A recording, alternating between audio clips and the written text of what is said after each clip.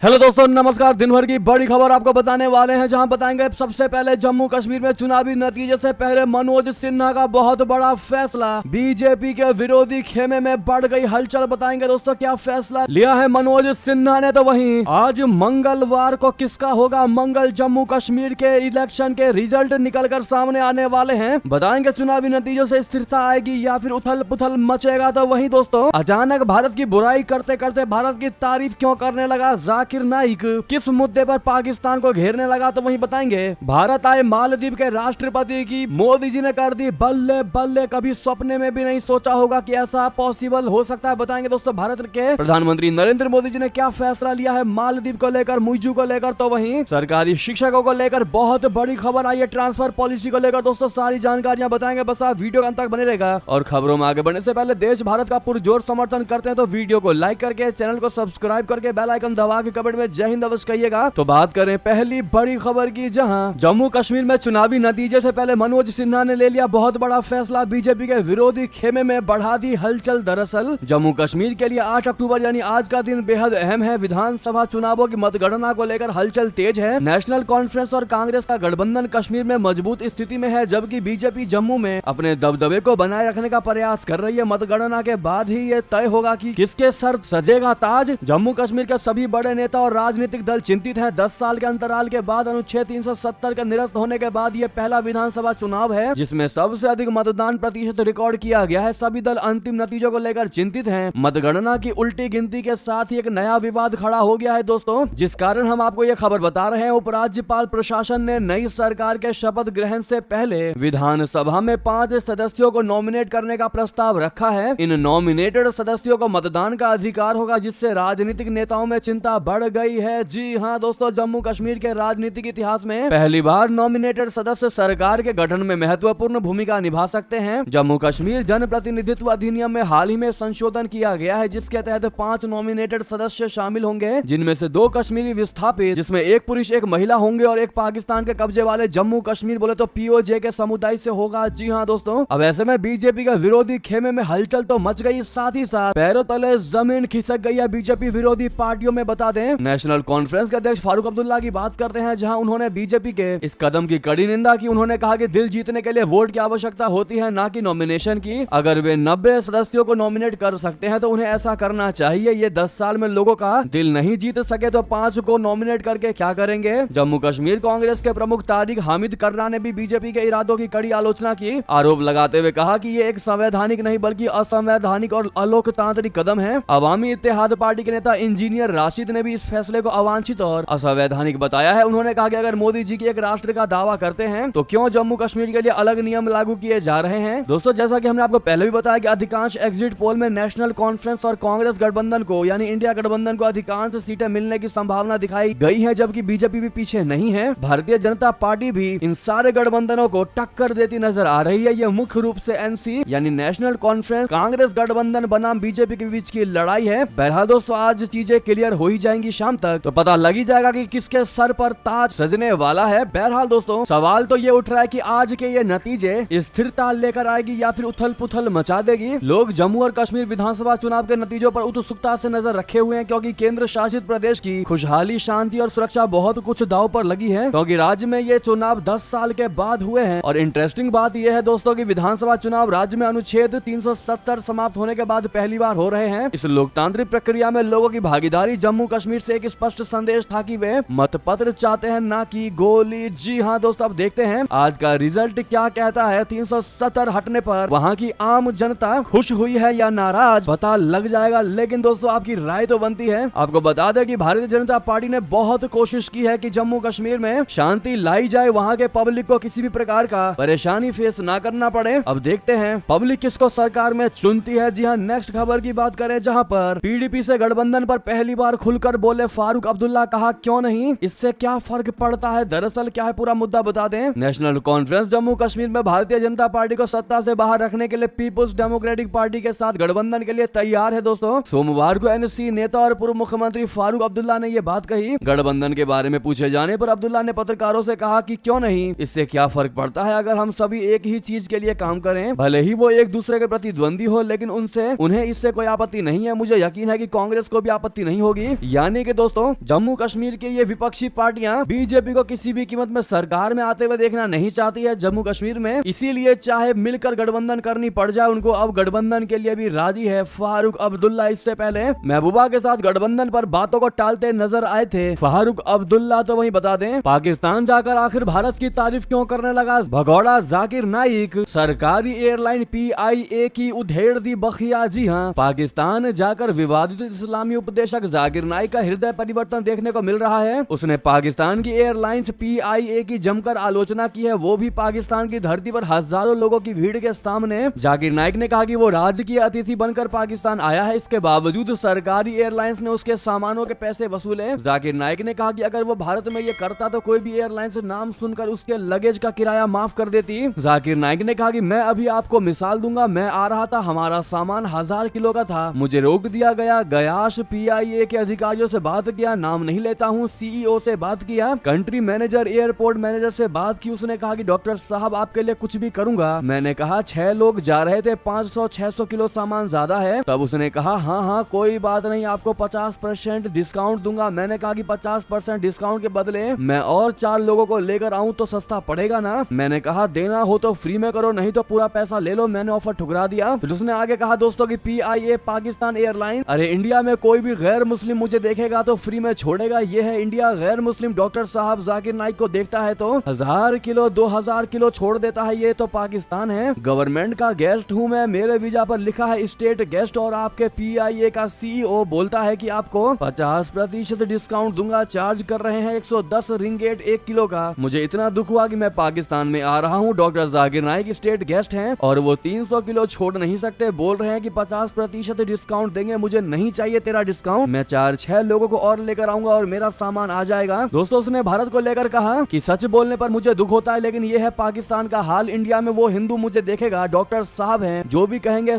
कहेंगे, सच के सिवा कुछ भी नहीं कहेंगे। ये इंडिया है, आज के तारीख में भी भारतीय गलत नहीं है, सरकार गलत है, वो आज है कल नहीं रहेगी, ये इज्जत मुझे इंडिया में मिलती है। यानी कि कुल मिलाकर दोस्तों पाकिस्तान के एयरलाइंस पर भड़कता दिखाई दिया है भगौड़ा जाकिर नाइक, लेकिन भारत को लेकर तारीफ करने की कोशिश कर रहा है। इस पर आपकी क्या राय है दोस्तों, बताना मत भूलेगा। वहीं आपको बता दें ताइवान और दक्षिण कोरिया के CCTV भारत के पावर ग्रिड से क्यों करने लगे थे बात, चीन की चाल जानकर उड़ जाएंगे आपके होश। दोस्तों चीन किस हद तक किसी देश की जासूसी कर सकता है, इसके बारे में दुनिया को कम ही जानकारी है। वर्ष 2022 में एक रिपोर्ट आई थी जिसमें बताया गया था कि चीनी जासूस भारत के पावर ग्रिड में सेंध लगाने की कोशिश कर रहे थे। इस रिपोर्ट ने भारत में तहलका मचा दिया था। दरअसल अगर चीनी हैकर्स भारत के पावर ग्रिड में घुस जाते तो उनके लिए पूरे देश की बिजली उड़ाना आसान हो जाता। अब एक नई रिपोर्ट में दावा किया गया है कि चीनी हैकर ताइवान और दक्षिण कोरिया में बैठकर भारत के ग्रिड सिस्टम में मेलवेयर यानी वायरस डालने की कोशिश कर रहे थे। इसका एक अमेरिकी सिक्योरिटी कंपनी ने पता लगाया था। जी हाँ, एंजल्स बर्ग आइडियाज कॉम की रिपोर्ट के अनुसार 2021 में विश्लेषकों ने देखा कि ताइवान और दक्षिण कोरिया में CCTV कैमरे बिना किसी स्पष्ट कारण के भारतीय पावर ग्रिड के महत्वपूर्ण हिस्सों से डिजिटल रूप से बात कर रहे थे। करीब से जांच करने पर पता चला कि ये अजीब बातचीत जानबूझकर एक इनडायरेक्ट रास्ता था जिसके जरिए चीनी जासूस मेलवेयर के साथ बातचीत कर रहे थे, जिसे उन्होंने पहले भारतीय पावर ग्रिड में गहराई से दबा दिया था। जी हाँ दोस्तों, अब आप जान गए कि चीन किस हद तक जा सकता है, किस हद तक नीचे गिर सकता है। वहीं बता दें बड़ा ही एक ऐतिहासिक पल देखने को मिला है अमेरिका के न्यूयॉर्क में, जहां न्यूयॉर्क के टाइम्स स्क्वायर पर मनाई गई दुर्गा पूजा। लोगों में दिखा भारी उत्साह। दोस्तों अभी नवरात्रों का समय चल रहा है, माँ दुर्गा के पूजा में पूरा भारत, पूरा हिंदू समुदाय देश के साथ साथ विदेशों में लीन है। भारतीय संस्कृति की धूम अब देश ही नहीं दुनिया में भी गूंज रही है। अमेरिका, ब्रिटेन, ऑस्ट्रेलिया और रशिया से लेकर दुनिया के कई देश सनातन धर्म को तेजी से अपना रहे हैं। ऐसा ही एक नजारा अमेरिका के न्यूयॉर्क शहर के टाइम्स स्क्वायर पर नजर आया। न्यूयॉर्क के टाइम्स स्क्वायर पर दुर्गा पूजा का भव्य आयोजन किया गया। इस दौरान बड़ी संख्या में भारतीय और अमेरिकी लोगों ने हिस्सा लिया। वो कार्यक्रम बंगाली क्लब की ओर से आयोजित किया गया था। बता दें कि देश में कोलकाता का दुर्गा पंडाल सबसे ज्यादा प्रसिद्ध है। दिग्गज क्रिकेटर ब्रायन लारा ने रविवार को दक्षिण कोलकाता के सुरुचि संघ क्लब दुर्गा पूजा पंडाल का दौरा किया। पूर्व कैरिबियाई क्रिकेटर ने कहा कि दुर्गा पूजा एक अद्भुत त्योहार है। मैं यहाँ पहली बार आया हूँ। जब भी मैं भारत में होता हूँ, खासकर आज जैसे दिन कोलकाता में, तो हर कोई जो प्यार और प्रशंसा दिखाता है वो बहुत खास। ऐसे में दोस्तों दुर्गा पूजा पर आपकी क्या राय होने वाली है बताइएगा जरूर, और कहां से वीडियो को देख रहे हैं बताना मत भूलिएगा। वहीं बता दें सार्वजनिक पद पर 23 वर्ष पूरे होने पर पीएम नरेंद्र मोदी जी ने जताया आभार, कहा और अधिक जोश के साथ अथक परिश्रम करूंगा। जी हाँ, प्रधानमंत्री नरेंद्र मोदी जी ने कल सार्वजनिक पद पर 23 साल पूरे कर लिए हैं। कल के ही दिन यानी कि 7 अक्टूबर के ही दिन 2001 में उन्होंने पहली बार गुजरात के मुख्यमंत्री के रूप में शपथ ली थी। इस मौके पर केंद्रीय गृह मंत्री अमित शाह जी समेत तमाम बीजेपी नेताओं ने पीएम मोदी की तारीफ की है। वहीं खुद प्रधानमंत्री नरेंद्र मोदी ने ट्वीट करके सभी का आभार जताते हुए अपनी सार्वजनिक जीवन की यात्रा के बारे में बताया। इस मौके पर प्रधानमंत्री मोदी ने देशवासियों को आश्वासन दिया कि वो और भी अधिक जोश के साथ अथक परिश्रम करते रहेंगे और तब तक आराम नहीं करेंगे जब तक कि विकसित भारत का सामूहिक लक्ष्य पूरा नहीं हो जाता। उन्होंने कहा कि पिछले कुछ वर्षों में बहुत कुछ हासिल किया है, लेकिन अभी भी बहुत कुछ किया जाना बाकी है। दोस्तों, ऐसे में कल के ही दिन सीएम के रूप में पदभार संभाला था पीएम नरेंद्र मोदी ने। ऐसे में उनको कांग्रेचुलेशन अवश्य कहिएगा 23 साल सक्सेसफुली भारत को समर्पित करने के लिए। तो वहीं आपको बता दें 14 विदेशी पत्रकारों को क्यों खोज रहा है रशिया, दर्ज किया आपराधिक केस, मिले तो होगी 5 साल की सजा। बता दें रशिया की संघीय सुरक्षा सेवा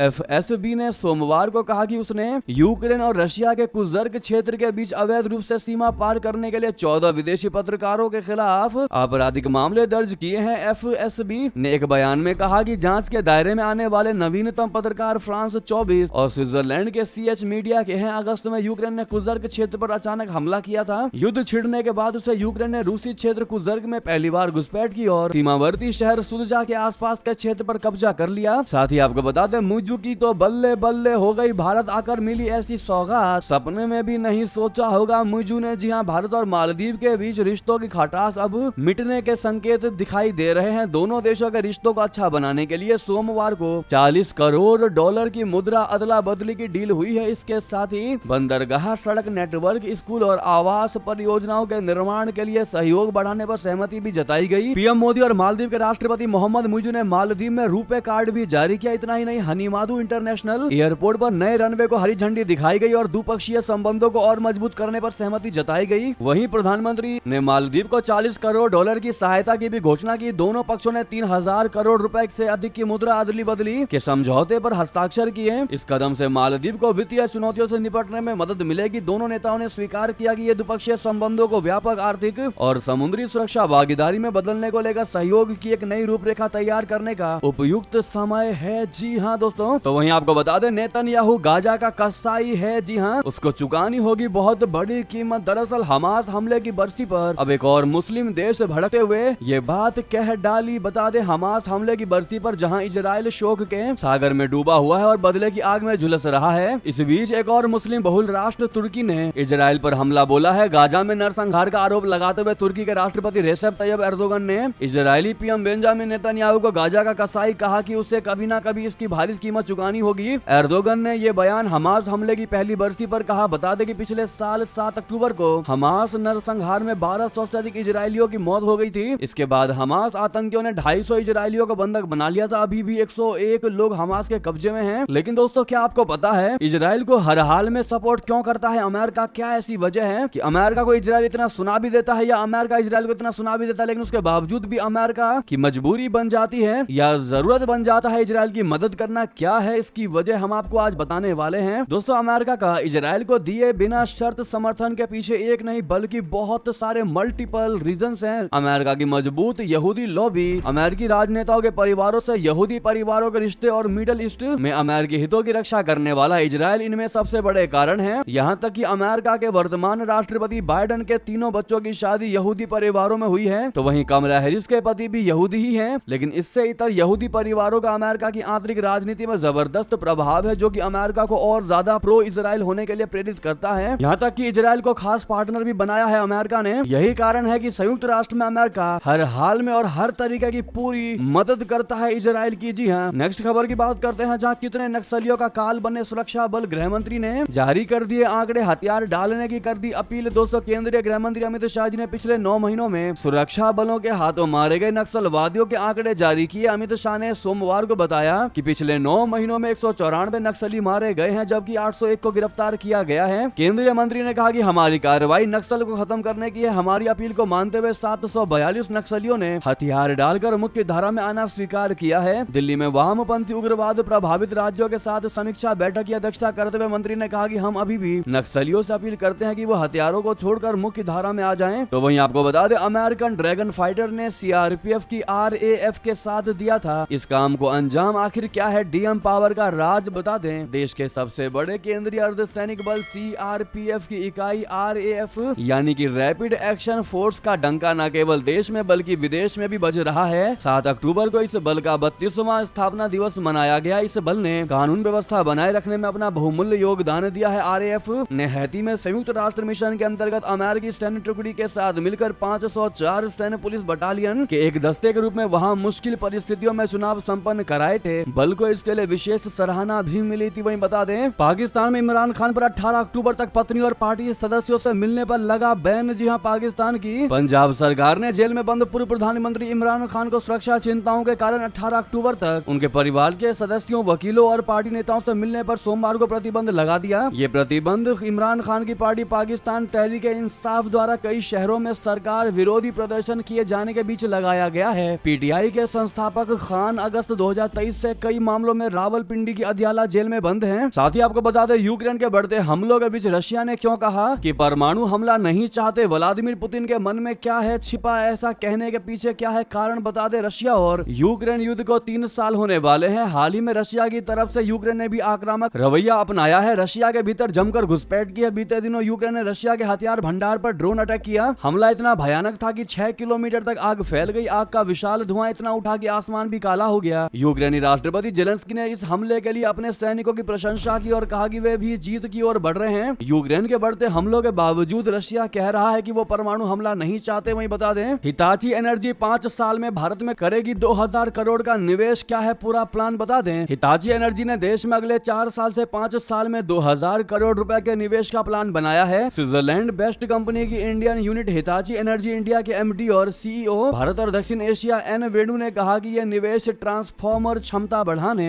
प्रतिभा आधार और पोर्टफोलियो विस्तार में किया जाएगा। वेणु ने कहा कि अगले 4 से 5 साल में भारत में 2000 करोड़ रुपए का इन्वेस्टमेंट किया जाएगा। उन्होंने कहा कि कंपनी की 5 साल तक हर साल 400 करोड़ के निवेश का प्लान है। वेणु ने कहा कि कंपनी का फोकस उद्योगों, वितरण कंपनियों, परिवहन जैसे क्षेत्रों से आने वाले ग्राहकों के लिए नेटवर्क नियंत्रण समाधान की पेशकश पर केंद्रित होगा। उन्होंने इस निवेश राशि के वित्त पोषण पर कहा कि कंपनी बाजार से कोष जुटाने सहित सभी विकल्पों पर विचार कर रही है। साथ ही आपको बता दें, इजराइल हमास संघर्ष पर शशि थरूर का बयान, कहा आंख के बदले आंख की नीति पूरी दुनिया को अंधा कर देगी। जी हां, इजराइल हमास संघर्ष के 1 साल पूरे होने पर कांग्रेसी सांसद शशि थरूर ने कहा कि हमें हिंसा का सहारा लेकर मतभेदों को सुलझाना बंद करना होगा, क्योंकि आंख के बदले आंख की नीति पूरी दुनिया को अंधा बना देगी। शशि थरूर ने यूनाइटेड नेशन महासचिव का प्रवेश बैन करने के इजराइल के कदम को भी अनुचित बताया। जी हां दोस्तों, साथ ही आपको बता दें, इजराइल ईरान तनाव के बीच फिर बढ़े हैं क्रूड ऑयल के दाम। पेट्रोल डीजल के दामों में नहीं होगी कटौती। जी हां, ईरान और इजराइल के तनाव के बीच एक बार फिर क्रूड ऑयल के दामों में तेजी आई है। हाल के दिनों में इजराइल और ईरान के बीच तनाव काफी बढ़ गया है। इजराइल द्वारा हिजबुल्लाह के कमांडर नसरुल्लाह को खत्म किए जाने के बाद ईरान ने भी दुश्मनों देश पर हमला कर दिया और एक के बाद एक सैकड़ों मिसाइलें दाग दी। इसके बाद इंटरनेशनल मार्केट में कच्चे तेल के दामों में एक बार फिर तेजी देखने को मिली है। इंटरनेशनल मार्केट में कच्चे तेल की कीमतें $78 प्रति बैरल के करीब पहुंच गई है, जबकि ब्रेंट ऑयल की कीमतें $80 प्रति बैरल के ऊपर पहुंच गई है। जी हां दोस्तों, इससे पेट्रोल डीजल की कीमतों में कटौती की गुंजाइश बनी हुई थी, लेकिन अब भारतीय उपभोक्ताओं को बड़ा झटका लग सकता है। आने वाले दिनों में पेट्रोल डीजल की कीमतों में कटौती की गुंजाइश खत्म हो गई है। जी हां, कच्चे तेल की इस बढ़ती कीमतों पर सावधानी से नजर रख रहा है अपना भारत। पेट्रोलियम मंत्री ने यह भरोसा भी जताया है कि वो इस मामले में किसी भी चुनौती से निपट लेगा। केंद्रीय मंत्री हरदीप सिंह पुरी ने नई दिल्ली में एक्सॉन मोबिल ग्लोबल आउटलुक 2024 सम्मेलन में कहा कि हम इस स्थिति पर बहुत सावधानी से नजर रख रहे हैं। उन्होंने कहा यदि मध्य पूर्व में तनाव बढ़ता है तो ऊर्जा की उपलब्धता प्रभावित हो सकती है। साथ ही बता दें, हरियाणा कश्मीर के चुनाव नतीजों से पहले मुसलमानों से किरण रिजिजू ने क्या कहा, बता दें। मोदी सरकार के वरिष्ठ मंत्री और तीसरे कार्यकाल में संसदीय कार्य मंत्री की जिम्मेदारी संभाल रहे किरेन रिजिजू ने हरियाणा और जम्मू कश्मीर विधानसभा चुनाव से पहले एक बड़ी वार्निंग दी है। उन्होंने IANS को दिए इंटरव्यू में कांग्रेस पार्टी पर हिंदुओं को बांटने के साथ मुस्लिम तुष्टीकरण का भी आरोप लगाया। इसके साथ ही वीडियो शेयर करते हुए रिजिजू ने अंग्रेजी की 2 लाइनें लिखी। पहले में उन्होंने मुसलमान को वार्निंग देते हुए कहा कि my warning to the Muslims, do not become vote bank of the Congress. दूसरी लाइन में उन्होंने हिंदू और अन्य को वार्निंग दी। रिजिजू ने कहा कि कांग्रेस पार्टी की बांटो और राज करो वाली नीतियों के पीड़ित न बने। रिजिजू ने इंटरव्यू में कहा कि कांग्रेस पार्टी ने मुसलमान को एक वोट बैंक के तहत इस्तेमाल किया। कांग्रेस पार्टी चुनाव के समय ये कहती भी है कि उसका 15% मुस्लिम वोट बैंक रिजर्व है। इससे कांग्रेस की सोच का पता चलता है। ये जग जाहिर है बात है कि कांग्रेस पार्टी मुसलमान को वोट बैंक के नजरिए से देखती है। ये मुसलमान के लिए बहुत ही बड़ा नुकसानदायक बात है। कांग्रेस पार्टी ने मुसलमान वोट बैंक की गारंटी ले रखी है। उन्हें लगता है कि इस समाज का तो हमें ही वोट मिलेगा, ऐसे में मुसलमानों का उत्थान कैसे हो सकता है। क्या आप किरेन रिजिजू की इस बात का समर्थन करेंगे दोस्तों? क्या आप उससे सहमत है? बताना मत भूलिएगा इस बयान से। वहीं बता दें सीएम योगी हुए सख्त, यूपी में जो भी उन्माद फैलाएगा सलाखों के पीछे जाएगा। जी हाँ, त्योहारों के दौरान उत्तर प्रदेश के कई शहरों में अराजकता फैलाने की घटनाएं सामने आई हैं। ऐसे में मुख्यमंत्री योगी आदित्यनाथ ने त्वरित कार्रवाई करते हुए प्रदेश के वरिष्ठ पुलिस अधिकारियों के साथ एक मीटिंग की। उन्होंने कानून व्यवस्था को सुदृढ़ करने के लिए कुछ स्पष्ट हिदायतें दी हैं। योगी जी ने कहा कि किसी भी जाति, धर्म या संप्रदाय के खिलाफ विवादित टिप्पणी को सहन नहीं किया जाएगा। विरोध के नाम पर किसी भी प्रकार का बवाल बर्दाश्त नहीं किया जाएगा। देवी देवताओं, महापुरुषों या साधु संतों के खिलाफ अपमानजनक टिप्पणी की अनुमति नहीं है। इस मामले में अराजकता को सहन नहीं किया जाएगा। जी हाँ, योगी जी ने कहा कि हर नागरिक में महापुरुषों के प्रति कृतज्ञता का भाव होना चाहिए, लेकिन इसे जबरदस्ती नहीं थोपना चाहिए। कोई भी व्यक्ति किसी भी आस्था के साथ खिलवाड़ नहीं करेगा। साथ ही आपको बता दें, विधानसभा चुनाव को लेकर भाजपा ने बनाई नई रणनीति। चिराग पासवान ने कहा कि गठबंधन को लेकर जल्द लेंगे फैसला। जी हाँ, झारखंड विधानसभा चुनाव को लेकर बड़ी खबर है। भाजपा के वरिष्ठ नेताओं ने सोमवार को नई दिल्ली में चुनावी रणनीति और उम्मीदवारों को लेकर चर्चा की। भाजपा के राष्ट्रीय अध्यक्ष जेपी नड्डा के आवास पर हुई बैठक में केंद्रीय मंत्री अमित शाह जी, शिवराज सिंह चौहान और असम के मुख्यमंत्री हेमंत बिश्व शर्मा ने चुनाव में उम्मीदवारों के नामों पर मंथन किया। इस दौरान हर विधानसभा के 3 नामों का विकल्प रखा गया। वहीं केंद्रीय मंत्री और लोजपा प्रमुख चिराग पासवान ने कहा कि उनकी पार्टी झारखंड में विधानसभा चुनाव लड़ना चाहती है। वो राजग गठबंधन के तहत चुनाव लड़ने को जल्द फैसला लेगी। जी हाँ, वहीं बता दें तेजस्वी यादव एसी टोटी चुरा ले गए। जी हाँ, भाजपा नेता के आरोप पर उखड़ा आरजेडी, कहा पहले विभाग से पूछ लेते। जी हाँ, बीजेपी का तेजस्वी यादव पर बड़ा आरोप, कहा सरकारी आवास खाली करते समय एसी के साथ बेसिन भी ले गए आरजेडी नेता। बिहार में विपक्ष के नेता तेजस्वी यादव दिल्ली में जमानत मिलने मुख्यमंत्री नीतीश कुमार की सरकार गिराने के लिए विधायकों की खरीद फरोख्त के साथ ही सोमवार को एक और कारण से चर्चा में आ गए। भारतीय जनता पार्टी के प्रवक्ता दानिश इकबाल ने आरोप लगाया कि उप मुख्यमंत्री के रूप में तेजस्वी यादव को 5 देश रत्न मार्ग का जो बंगला आवंटित किया गया था, उससे निकलते समय वो सोफा, कुर्सी, एसी और यहाँ तक कि नल की टोटी तक उखाड़ ले गए। तो उधर राष्ट्रीय जनता दल ने दानिश इकबाल का नाम लेकर कहा कि वो किस हैसियत से ये सवाल पूछ रहे हैं। उन्हें पहले सरकार के विभाग से पुष्टि करनी चाहिए थी, क्योंकि अब आवंटन होने के बाद आवासन के पहले और छोड़ते समय सामान का मिलान किया जाता है, वीडियोग्राफी भी कराई जाती है। जी हाँ दोस्तों, वहीं आपको बता दें मोहन भागवत के बयान पर असदुद्दीन ओवैसी ने साधा निशाना। क्या कहा बता दें, राष्ट्रीय स्वयं सेवक संघ बोले तो आरएसएस प्रमुख मोहन भागवत के हालिया बयान को लेकर ऑल इंडिया मजलिस इत्तेहादुल मुस्लिमीन बोले तो एआईएमआईएम के अध्यक्ष असदुद्दीन ओवैसी ने निशाना साधा। मोहन भागवत ने कहा था कि हिंदू समाज को आंतरिक मतभेदों को मिटाकर अपनी सुरक्षा के लिए एकजुट होना चाहिए। अब ओवैसी ने आरोप लगाया कि संघ और प्रधानमंत्री नरेंद्र मोदी ही देश में हिंदुओं, मुसलमानों और अन्य लोगों के लिए खतरा पैदा कर रहे हैं। ओवैसी ने रविवार रात तेलंगाना के निजामाबाद में एक जनसभा को संबोधित करते हुए ये बात कही कि देश में ना तो हिंदू और ना ही मुसलमानों को किसी तरह का खतरा है। उन्होंने कहा कि मुसलमानों, हिंदुओं, दलितों, आदिवासियों, सिखों, ईसाइयों को नरेंद्र मोदी और मोहन भागवत से खतरा है। वहीं बता दें सरकारी शिक्षकों के लिए बहुत बड़ी खबर, बदल गई ट्रांसफर पॉलिसी। दोस्तों, बिहार सरकार ने सोमवार को राज्य में सरकारी स्कूल के शिक्षकों की ट्रांसफर पोस्टिंग के लिए नीति घोषित की है। इसके तहत गंभीर बीमारियों से जूझ रहे दिव्यांगता वाले टीचर्स को प्राथमिकता दी गई है। बिहार के शिक्षा मंत्री सुनील कुमार ने नीति की घोषित करते हुए कहा कि तबादले के लिए सभी आवेदन सिर्फ ऑनलाइन ही लिए जाएंगे। मंत्री के मुताबिक नई ट्रांसफर नीति राज्य के सरकारी स्कूलों के शिक्षकों की ट्रांसफर पोस्टिंग में एक रूपता लाएगी। इससे न सिर्फ शिक्षकों को राहत मिलेगी बल्कि शिक्षा की गुणवत्ता भी सुधरेगी। मंत्री ने बताया कि गंभीर रूप से बीमार या फिर दिव्यांग या फिर विधवा या तलाकशुदा या अकेले रहने वाले या पति की जोड़ी वाले शिक्षकों को ट्रांसफर के समय प्राथमिकता दी जाएगी। जी हाँ दोस्तों, इसी बीच ये थी अभी की सारी बड़ी खबर। आपको खबर कैसी लगी बताना मत भूलिएगा दोस्तों, और वीडियो को लाइक करके चैनल को सब्सक्राइब करके बेल आइकन दबा के कमेंट में जय हिंद कहते हुए इस वीडियो को दोस्तों, भाइयों में, साथियों, रिश्तेदारों में व्हाट्सएप, फेसबुक, ट्विटर के माध्यम से शेयर कर दीजिएगा। जय हिंद।